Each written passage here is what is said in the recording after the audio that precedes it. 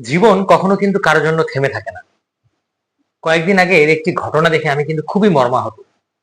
সেটি হচ্ছে রাজশাহী বিশ্ববিদ্যালয়ের এক ছোট ভাই দেখলাম যে গলায় ফাঁসি দিয়ে আত্মহত্যা করেছে। এটি খুবই একটা মর্মান্তিক একটা ঘটনা এবং হচ্ছে যে এটা মেনে নেয়ার মতো না। তাও আবার এমন অবস্থায় যে তার প্রেমিকাকে সে লাইভে রেখে এই কাজটি করেছে। যেটা কখনো মেনে নেয়াই যায় না কিন্তু। নিজের জীবন বিলিয়ে দিয়ে কি লাভ? আপনি চলে গেছেন। আপনার প্রিয়জনকে কাঁদিয়ে, আপনার বন্ধু-বান্ধবীদেরকে কাঁদিয়ে চলে গেছেন।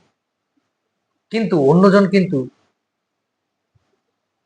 সেটা কিছু না মনে করেই দেখবেন যে কিছুদিন বিরহ কাটিয়ে হয়তোবা তার কিছুদিন পর সে নতুন করে আবার নতুন নীড়ে ঘর বাঁধবে। কিন্তু আপনি যে চলে গেলেন, আপনার কারণে যে অন্যের যে অভাবনীয় ক্ষতিটি হলো, দেশের যে ক্ষতিটি হলো, সেটা কিন্তু পূরণ হবার নয়। বেসিক্যালি আপনার পরিবারের যে ক্ষতিটা হলো, সেটা কখনোই পূরণ হবে না আর। কাজেই অন্যের জন্য নিজের জীবন আপনারা বিলিয়ে দিবেন, আমি এটা মেনে নিতে পারি না। কাজেই আমি বলবো যে আপনি চলে গেছেন, কিন্তু আহ, আপনি যার জন্য চলে গেছেন তার জীবন কিন্তু থেমে থাকবে না। সে কিন্তু নতুন করে নতুন ভাবে তার জীবন শুরু করবে। কাজেই আমি আমার চাকরি প্রার্থী ভাই বোনদেরকেও বলতে চাই যে থেমে গেলে হবে না, কিংবা অন্য কারোর জন্য পিছিয়ে গেলে হবে না, কিংবা অন্য কারোর জন্য আপনি আপনার কাঙ্ক্ষিত লক্ষ্যে যাবেন না, তা কিন্তু নয়। আপনি আপনার মতো করে ছুটে চলুন। অন্য কারোর জন্য থেমে থাকা যাবে না। কেউ আপনার জীবনে নেই মানে আপনার জীবন শেষ, তা কিন্তু নয়। কেউ নেই মানে সেখান থেকে আপনি নতুন করে আবার শুরু করতে করতে হবে আপনাকে।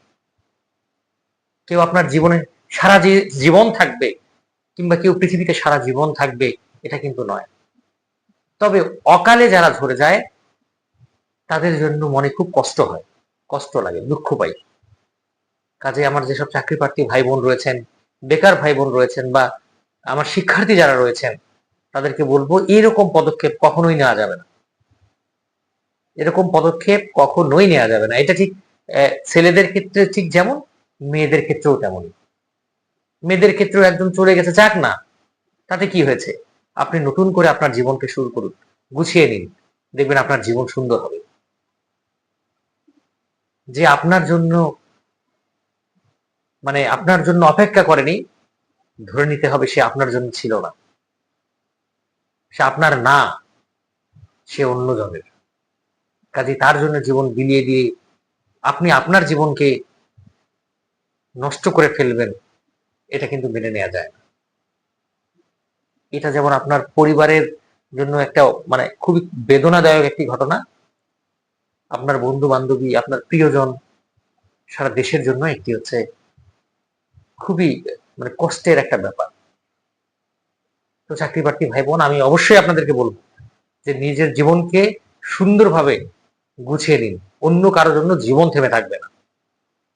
অন্য কেউ আপনার জন্য অপেক্ষা করবে না। যে অপেক্ষা করবে, ধরে নেবেন সেই আপনার জীবনে ছিল।